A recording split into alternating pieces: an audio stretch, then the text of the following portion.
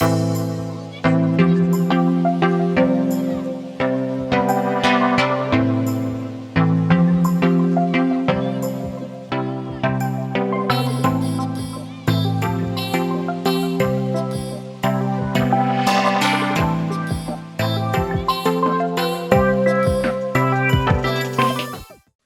right, let's go ahead and get started, and we may have a few others join us. Thanks, Praveen, for your chat. So I'm so happy to be here tonight with you. Thank you to the Biointegrative Health Center for inviting me to come and talk with you about stress management. I am with the Center Foundation, and we are a new nonprofit within the state of Nevada, really here to support the well-being of all beings. And we get to join Biointegrative Health Center for the entire month. So I'll tell you more about the schedule and the different presentations that you'll find coming up this month. But I get to launch this series with learning to respond to life's stressors. So let's get started. So we really all know what stress is, right? We experience it, we feel it in our bodies. We know exactly what it means when we talk about it. It's dynamic and it's continually changing. But when we look at the definitions, I thought it might be fun just to look at the definitions by Merriam-Webster. And so a physical, chemical, or emotional factor that causes bodily or mental tension, and a factor in disease causation. One of bodily or mental tension resulting from factors that end to alter an existent equilibrium.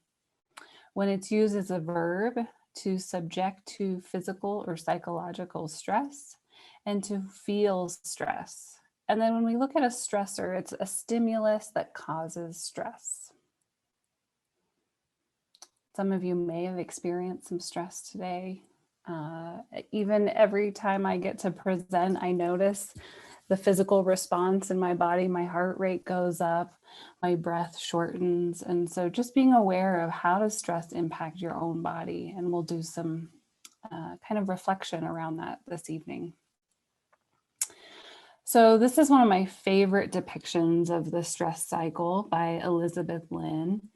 And here we can see there are external stressors. So these are things outside of us, perceived threats and challenges outside of us that we experience on a daily basis. And then we also have our internal stressors. So that's our thoughts, emotions, maybe physical pain.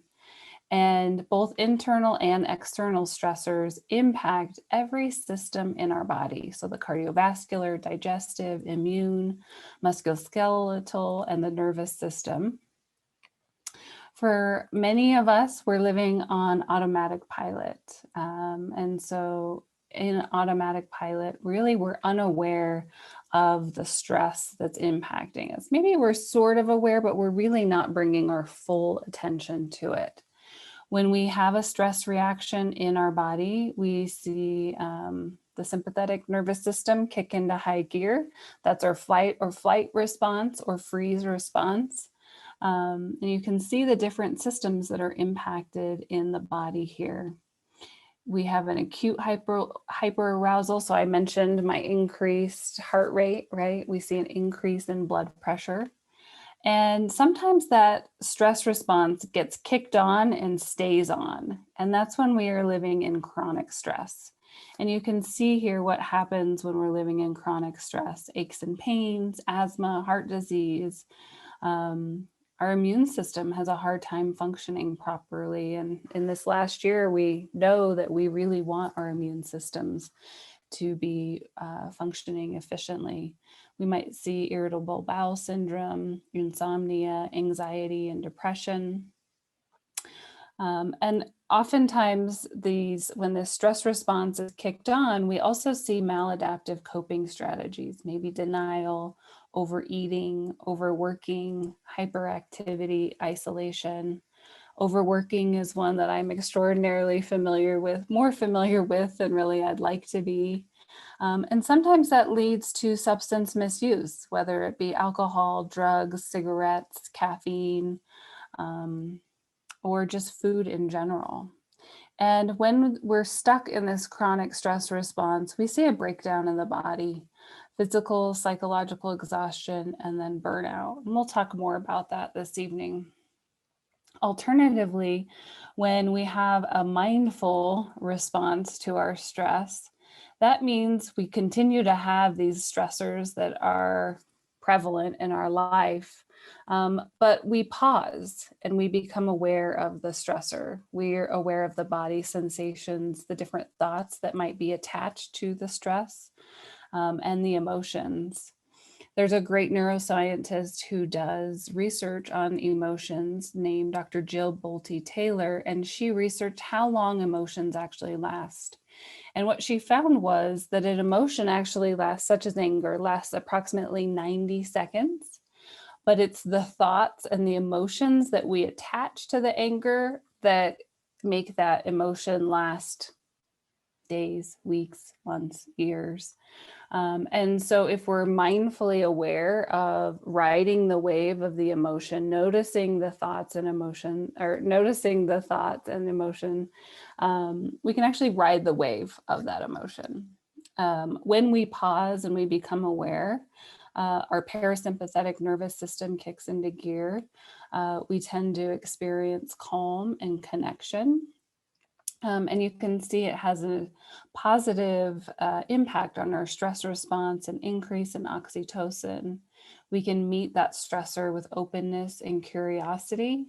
And with the attention of whatever's happening, we're starting to make conscious choices. So over here, you see maybe overeating, hyperactivity, isolation, overworking.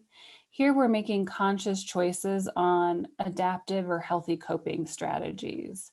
So what is it that is going to be supportive for my health and well-being in this moment? Maybe it's saying, hey, I can't talk to you right now. I'm feeling really overwhelmed. I need a minute.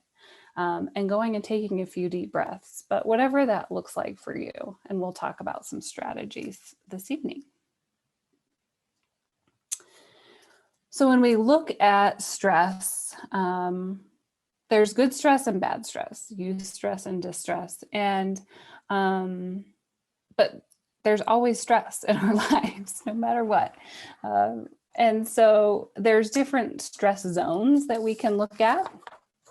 And so in the comfort zone, sometimes we may experience boredom, complacency. In the comfort zone, it oftentimes actually stifles our learning and growth. So this is like, oh, I'm cozied up on the couch, I'm watching a delightful movie. And sometimes that's exactly what we need. That is a form of self-care, and sometimes. But it's in that moment, I'm not stretching in any way. In the challenge or learning zone, we see excitement, engagement. We create learning and growth. And so you can think about times in your life where you've been in these different zones and different behaviors that you've had as we walk through them. Sometimes when we have so many stressors, compounding stressors going on, another project, another deadline, another this, we start to move into that panic or overwhelm zone. And these zones are different for every one of us. We have different thresholds depending on what's going on in our lives. In the panic or overwhelm zone, we tend to see high anxiety, and stress actually blocks our learning and growth. It's hard to think clearly when we start to move into this panic and overwhelm zone. Not a lot of space for creativity. And then in this outer zone, we see burnout. So that's emotional exhaustion. We tend to have depersonalization, so a lack of empathy for others, and a decreased sense of accomplishment. Oftentimes in the burnout zone, we start to see that's where we see those destructive or maladaptive coping strategies, destructive behaviors. That might be we are enjoying that Netflix movie and we never get off the couch. We just spend the entire weekend curled up in a ball, zoning out. So you can start to pay attention or even take a moment to reflect on what are some of the behaviors, what are some of the physical sensations that you have experienced in your own life as you think about these different zones. Um, and the more, so that's when we shift into that awareness. So we're pausing to become aware of what is it like for me to be in these different stress zones? What are the behaviors that I do? What are the habits that I tend to do in these? And like, what are the physical sensations in my body? I'll just share that yesterday I was in the overwhelm zone, and I actually paused and was doing a meditation. And what I noticed was in my jaw, like it was more than a tension in my jaw. It was almost like a burning in my jaw. I was like, oh, I need to pause and take care of myself here. So our body really speaks to us in the language of sensation. And so the more aware we are of how stress impacts our own bodies, the more that we can make those choices around it. Whew, 2020, man, it has been a doozy. Yeah, I think we can all agree on that. It has been an incredible year of stress and uncertainty for our world. And what does that do to our brains? So our brains are really wired to be able to plan for the future.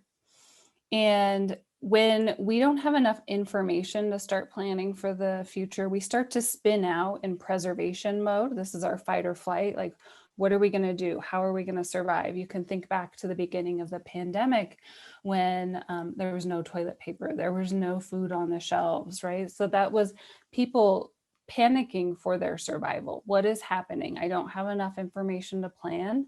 What do I need to keep my family safe and to survive? And so fear plus anxiety equals uncertainty. And so by being mindfully aware of when we start to spin out in that preservation mode, we're getting caught in different thought loops. We continually are having the same thoughts over and over and over again. That might be an indication that it's time to pause. And so some help, our brain freezes also in this scenario. We can help our brains to stop these worry habit loops by shortening the time frame that we are planning for. So maybe we're going to plan for 1 hour at a time. In certain cases, sometimes we might plan a day at a time, a moment at a time. I tend to plan a day at a time, which sometimes serves me and sometimes it'd be helpful if I planned a little farther ahead. But it just depends on what's happening in my life and the circumstances of the world. And so giving yourself some grace and thinking about how do I want to plan to support what is happening in my own life. So the impact of high stress environments, when we get stuck in the stress response because we're stuck in a stress activating situation, maybe it's at work, maybe we're stuck in a really stressful environment at work.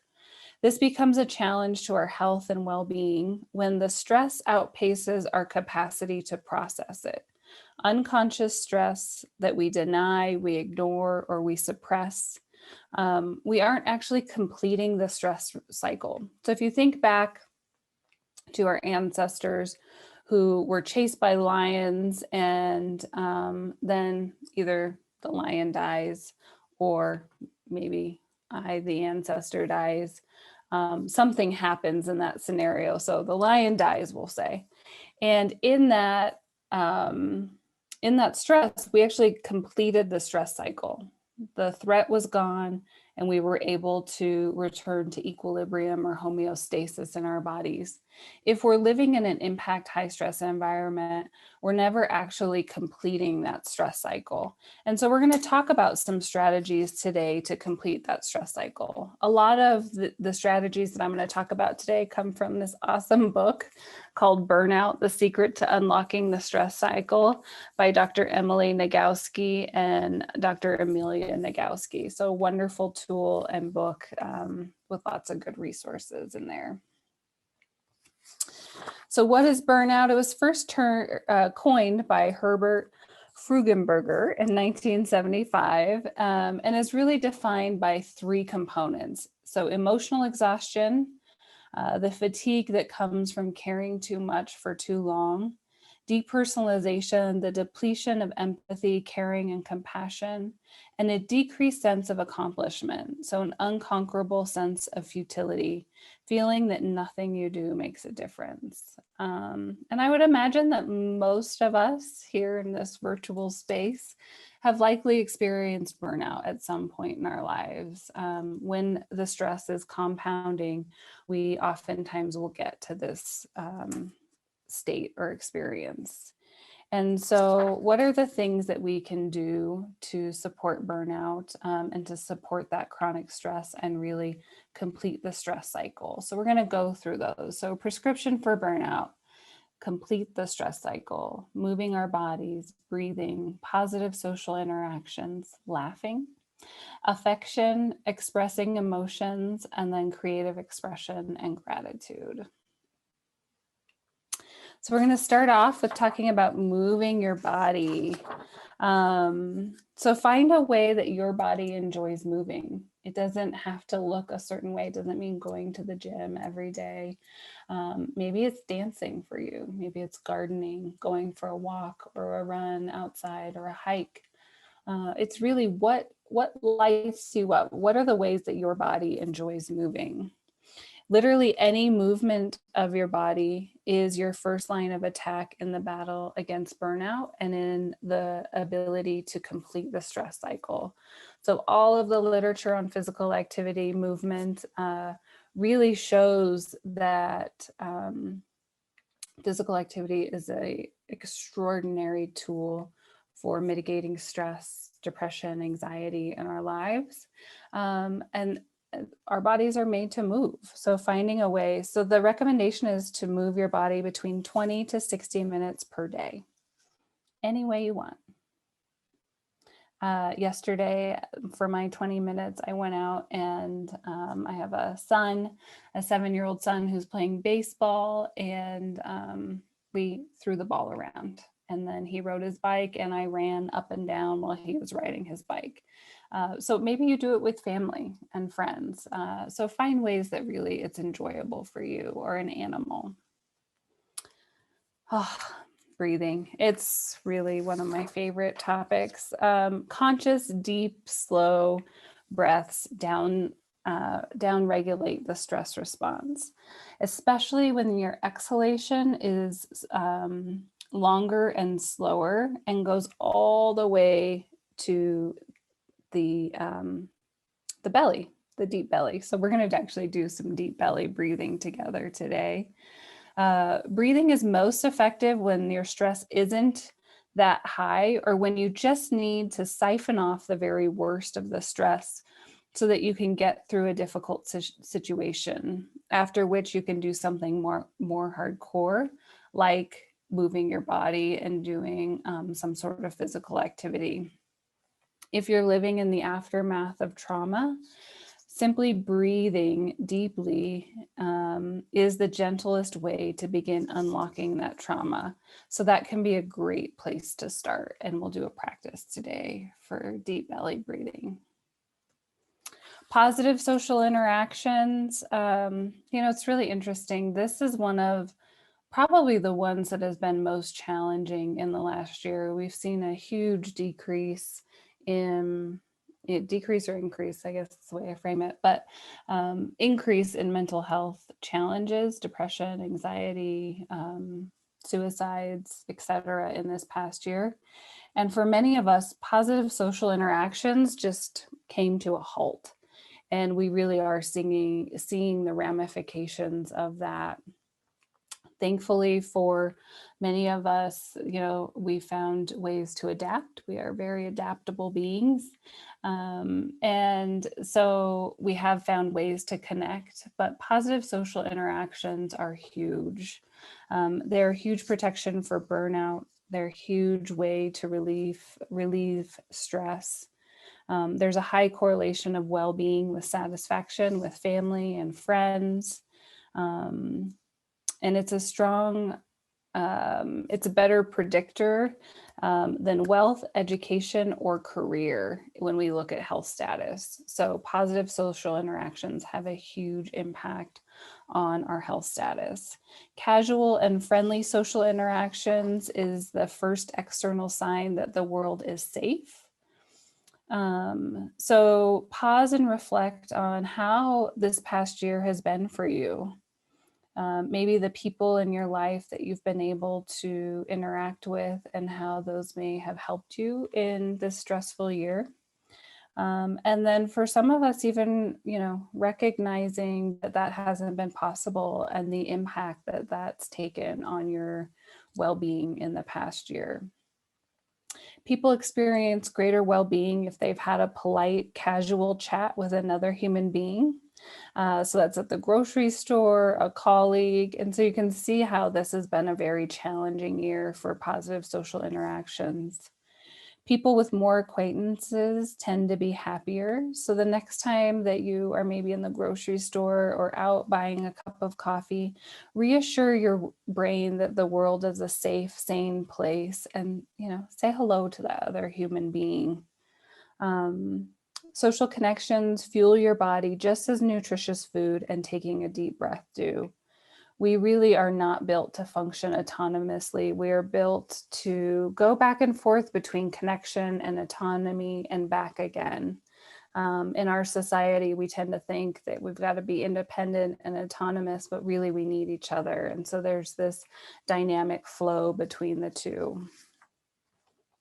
Sadness, rage are feelings, and feelings that you are not enough are forms of loneliness. So when you experience these emotions, it's a great time to connect with others. Oh boy, laughter. I wish we were all sitting in a room and we could laugh together. Just reminiscing about times that we've had. I was recently vaccinated and had connected with some friends that I hadn't seen in the last year. And we had a lovely evening laughing and reminiscing about fun times that we've had together. And when we do this, it actually increases our relationship satisfactions. So it doesn't mean, like fake laughter or like, ah, ha, ha.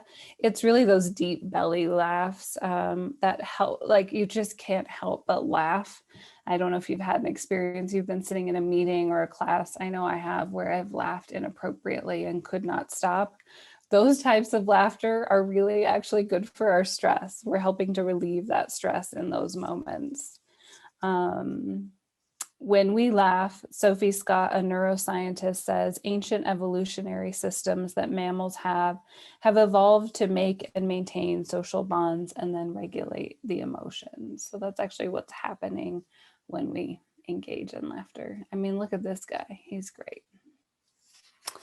Affection. So when friendly chit chat with colleagues or, the people that we connect with in the grocery store isn't cutting it, or you're too stressed out for laughter, absolutely.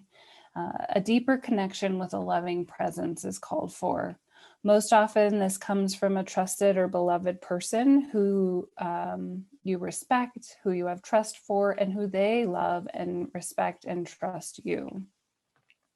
So physical affection can look many ways. The recommendations in the burnout book that I talked about is a 20-second hug can help to calm your nervous system, or sitting and petting your pet for a couple of minutes. And then from John Gottman's research, he talks about the 6-second kiss. So why is it 6 seconds? It's because in those 6 seconds, again, it comes back to pausing, paying attention, and we're acknowledging that we're in a safe place. We're with someone that we love.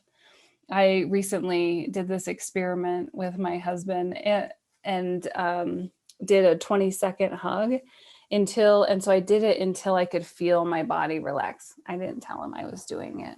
But it was a fun experiment, and I could actually feel my body relax. So it doesn't have to be exactly 20 seconds. Just do it until you feel your body relax. Again, it tells your body that you are safe and that you are with your tribe. The 20-second hug can change your emotions, lower your blood pressure, your heart rate, improve your mood, and increase your oxytocin. So affection, finding ways to have affection. If you live alone and you don't have a pet, you could even try giving yourself that same hug or holding your hand, just as you would a dear friend. Expressing your emotions. We have so many emotions as human beings. And really the invitation is we looked at those internal stressors, and those thoughts really generate emotions. So do the experiences that we see or that we're taking in on a daily basis. Those impact our emotions. And so learning how to feel our emotions and to express those emotions. Emotions at their most basic level involve the release of neurochemicals in the brain in response to some stimulus. Just about every system in the body responds to the chemical and electrical cascade activated by that stimulus. Emotion is an automatic and instantaneous response. Sometimes we even judge and criticize ourselves for those emotions. But if we can learn to, again, I talked about riding the wave of the emotions, it's really going to benefit us in the long run to feel the emotion, watch it rise, watch it pass, and then move on. These are instantaneous whole body reactions, and they will end on their own. You can think of an emotion as a tunnel.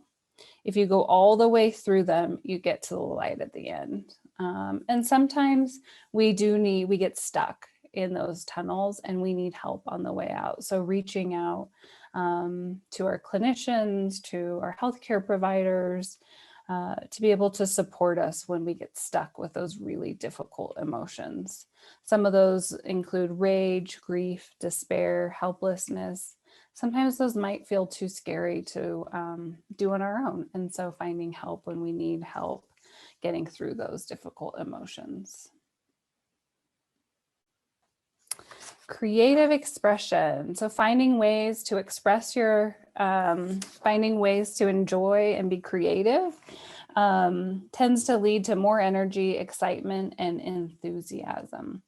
Creative expression looks different for every one of us. I once had a student who told me his creative expression was working with Excel spreadsheets. Like, he loved creating Excel spreadsheets. Someone I would love to work with, because that is not my same love and forte for creative expression. But finding what matters to you. So what is a way, an outlet that you can do creative expression? For a little while, I was creating little cards for my son's lunchbox every morning. And that was a fun creative expression. That was a great way for me to start my day. And so finding outlets for yourself. So here, I talked a little bit in the as we looked at the stress cycle about what it is when we're living on automatic pilot. And really, we're not paying attention. So we have disattention. Disattention leads to disconnection with the body. Disconnection of the body leads to dysregulation, which then leads to disorder and disease. And we really saw that in that autopilot stress response. When we are paying attention mindfully, we are paying attention. Just that. Attention leads to connection. So we're connecting the mind and the body, which many of us tend to live in our heads and really aren't paying attention to the sensations that are going on inside of our bodies. And sometimes our bodies have to start screaming at us for us to listen to them. When we start to pay attention to them and we're connected and we can help to support the body, such as pausing and taking a few deep breaths, we're actually able to regulate our systems better, which leads to order, ease, or equilibrium in the body. So A really helpful tool to be able to regulate this is mindfulness. And so you may practice mindfulness, or you may have heard of the term. I'm sure it's really quite the buzzword at this time.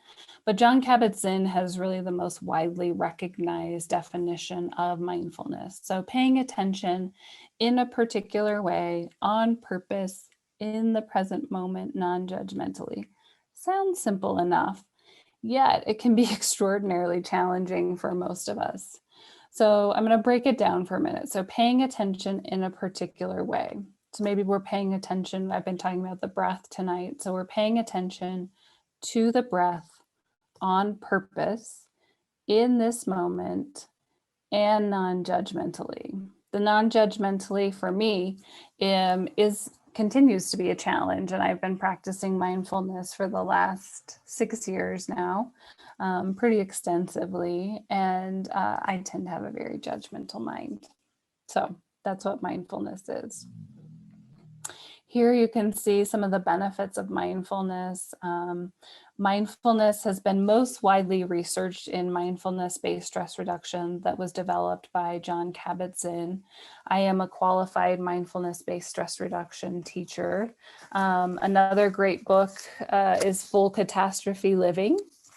And so Using the Wisdom of Your Body and Mind to Face Stress, Pain, and Illness by Jon Kabat-Zinn.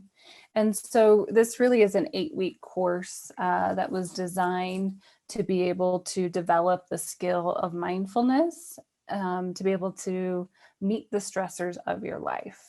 And so here you can see all of the ways that mindfulness is supportive for health and well-being. So with that, let's practice. So wherever you are, if you're driving, don't close your eyes and take a downward gaze, but you can still pay attention on purpose in the present moment, non-judgmentally.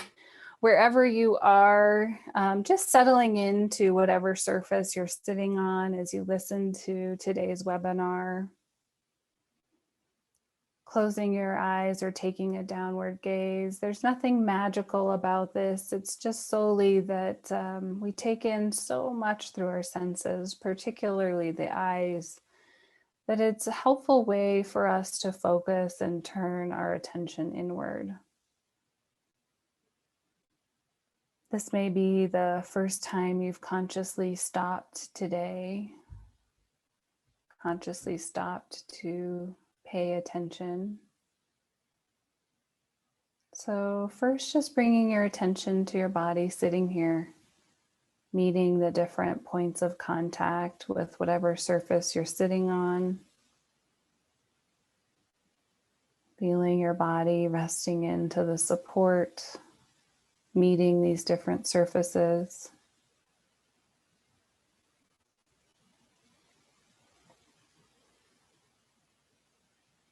Recognizing what sensations are you aware of in your body right now? Maybe a sense of the temperature in the room that you're sitting in, areas of tension or tightness.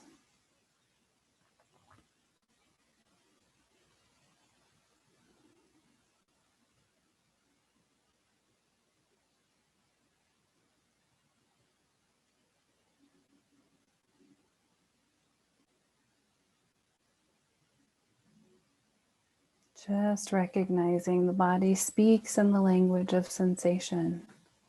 So what is the body saying to you as you pause to bring your full attention to the body in this moment, non-judgmentally?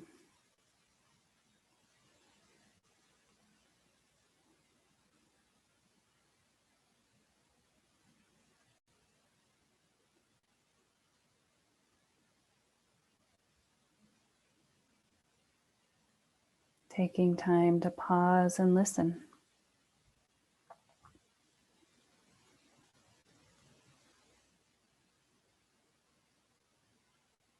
Now turning your attention to your breath, noticing where do you feel the breath most prominently. Maybe it's the nostrils, the chest, the belly, maybe a sense of the whole body breathing. No need to control or change the breath in any way in this practice. We're just simply noting, paying attention to the sensation of breathing in this moment.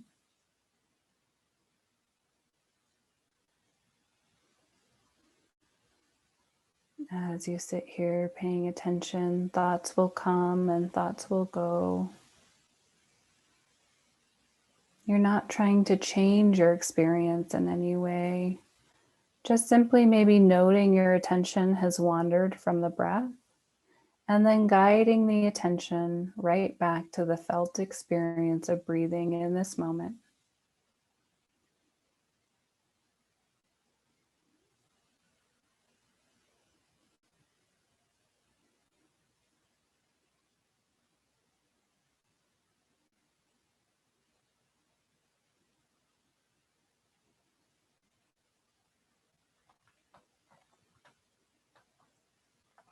And whenever you're ready, opening your eyes.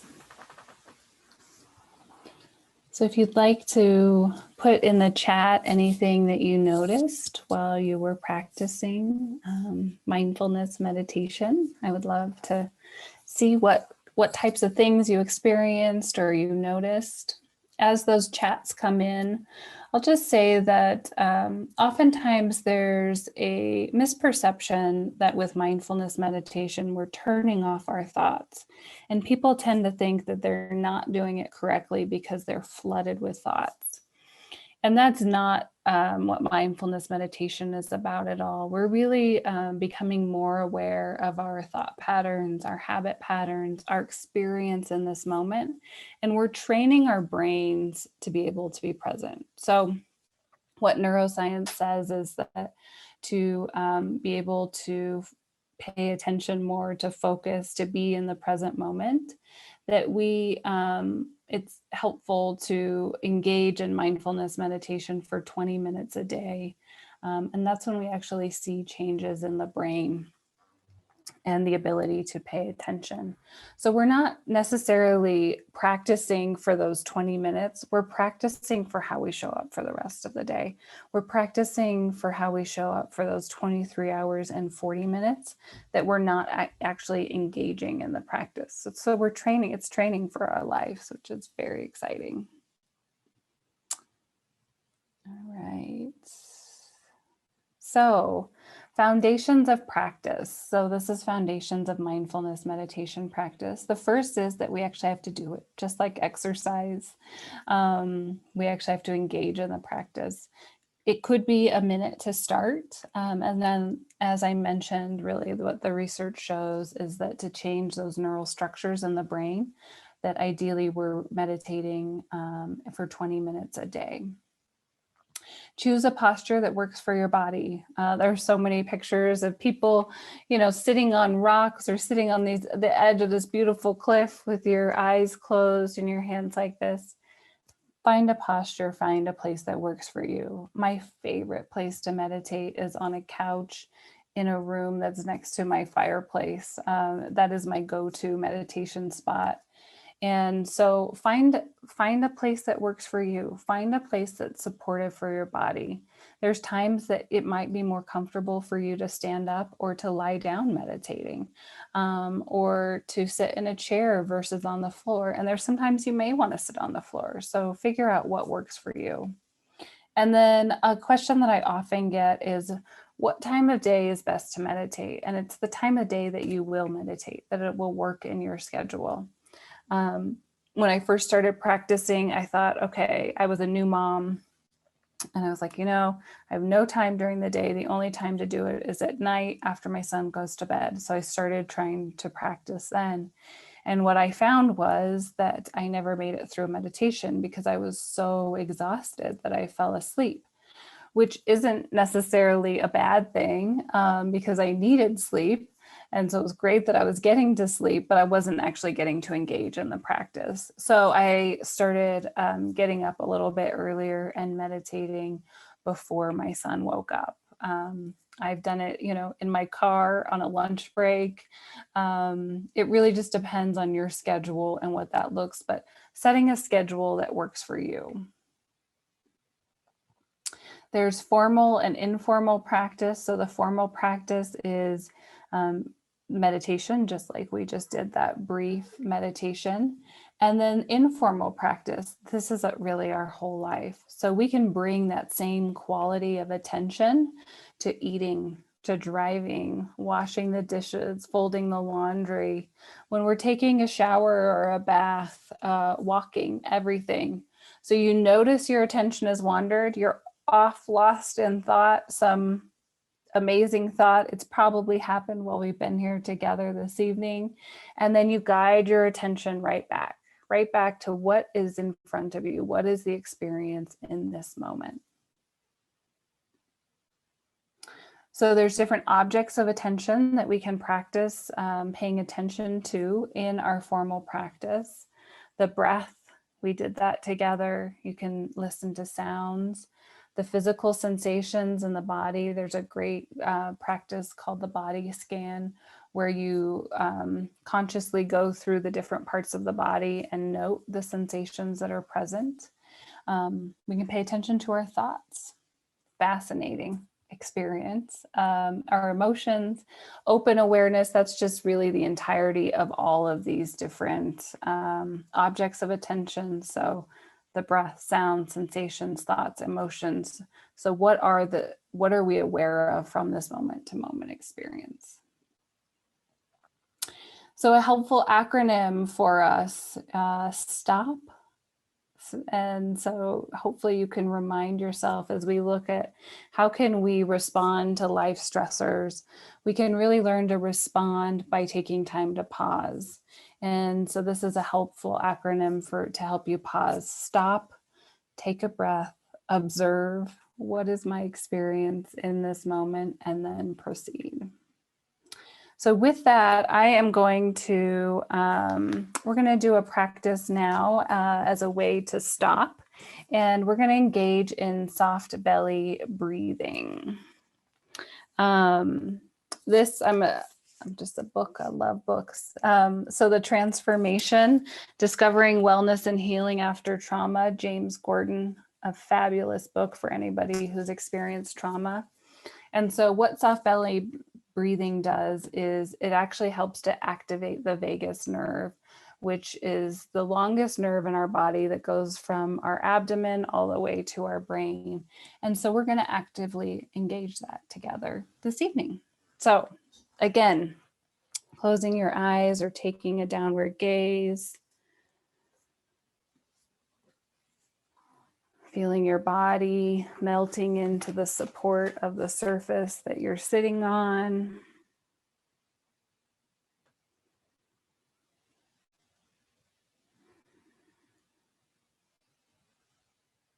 And just becoming aware of sitting here,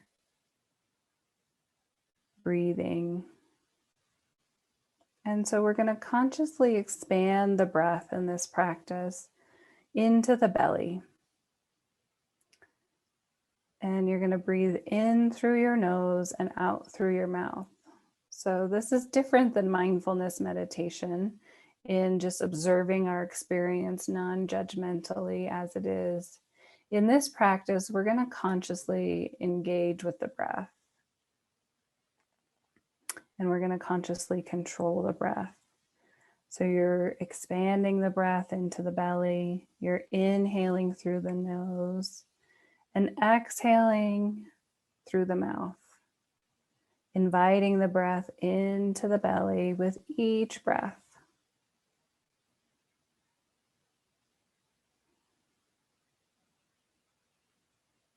Softening the belly as you breathe. Maybe inviting relaxation into the belly with each out breath. And as you sit here and practice this breath, maybe silently saying to yourself, soft as you breathe in and belly as you breathe out, as a way to just remind or invite yourself to continue to breathe deeply into the belly and to soften the belly with each exhale.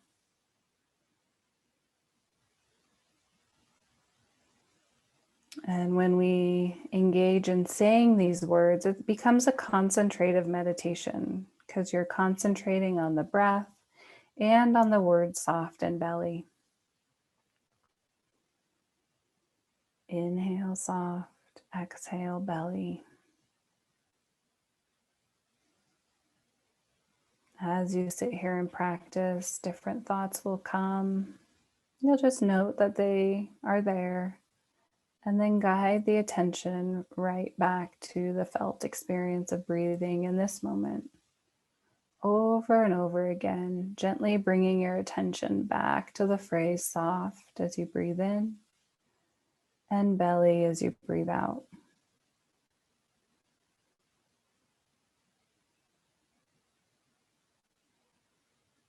As you breathe in through your nose and out through your mouth, more air is going to the bottom of your lungs. More oxygen is entering your bloodstream. And this oxygen will feed and nourish all the cells in your body.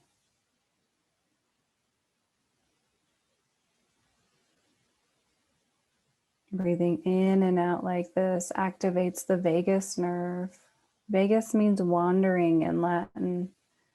And it's the 10th cranial nerve. It's long and wide and has many branches. It runs up the body from your abdomen, through your chest, your back, and all the way up to the central nervous system, to your brain. It's an amazing nerve because it's the antidote to the fight or flight response of your sympathetic nervous system. Breathing in this way, you're actively engaging the parasympathetic nervous system, relaxing the large muscles in your body, slowing your heart rate, decreasing your blood pressure, and improving your digestion.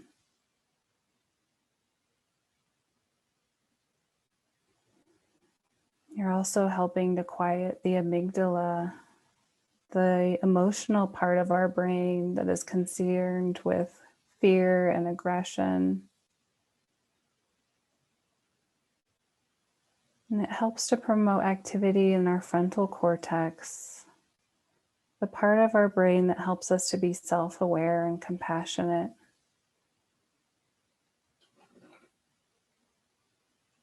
So as you engage in this breath, you're relaxing your body, you're focusing your mind.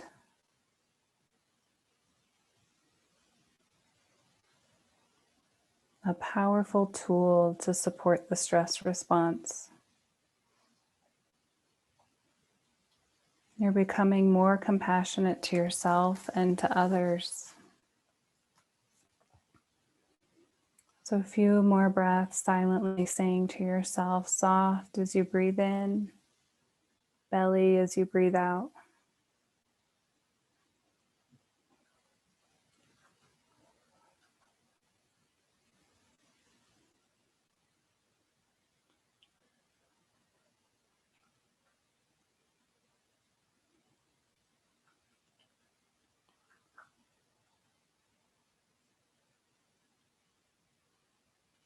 And whenever you're ready, just allowing your breath to resume to its own natural rhythm.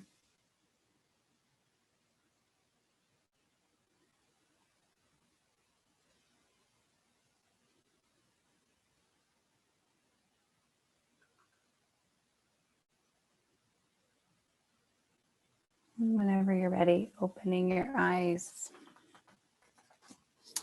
So thank you for practicing and supporting your nervous system tonight. So with that, I mentioned that we are doing the stress management series. So I had the privilege to be with you this evening. And next week we have Dr. Teresa Score talking to us about time stress. I'm so busy, how are you? It becomes almost a mantra in our society. And so she's going to talk with us about working with time stress. We have Jen Hutter presenting on April 20th. You can sleep when you're dead and other lies we tell ourselves. So she's really going to talk to us about sleep and how can sleep support our stress management. And so don't miss that one. Lots of fun. Well, don't miss any of them. They're all going to be fun. And then April 27th, we have Dr. Matt Zykowski, who's going to be here talking about reflective journaling for peace of mind. And here is my contact information. If you want to be added to our newsletter for different upcoming events, you can join the centerofwellbeing.org and join our newsletter. And then feel free to email me with any thoughts, questions, etc. So with that, we have a few minutes for questions, insights, etc. I believe you can unmute yourself, or you can always put a question in the chat box. So I want to, as we're waiting for questions to come in, just thank you for your time and attention and in engaging in some stress management techniques this evening.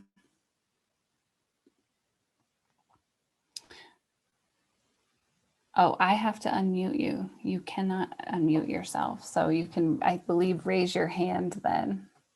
Thank you, King.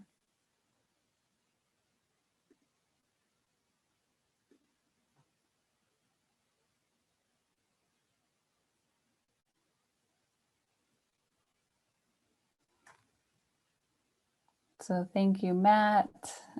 Thank you so much for this peaceful and insightful workshop. And then I think Cruz Bay had his hand raised before. So let's see if you have a question. I'm going to unmute you.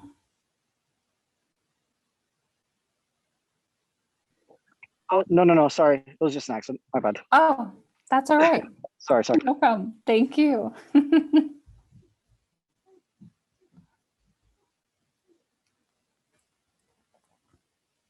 All right. Well, thank you so much for joining us this evening. I did want to mention Teresa, Dr. Teresa Score and I, we lead a meditation group every Monday, Wednesday, and Friday. You are welcome to join us. It is a free offering that we do for the community and beyond. So we have a gentleman join us from Brazil, from New York, Las Vegas. So please join us any Monday, Wednesday, or Friday at 8 a.m. I will put the link in the chat, or you can go to the centerofwellbeing.org and join our newsletter, and we'll send out the link. So thank you again for your time and attention, and I hope you all have a wonderful evening.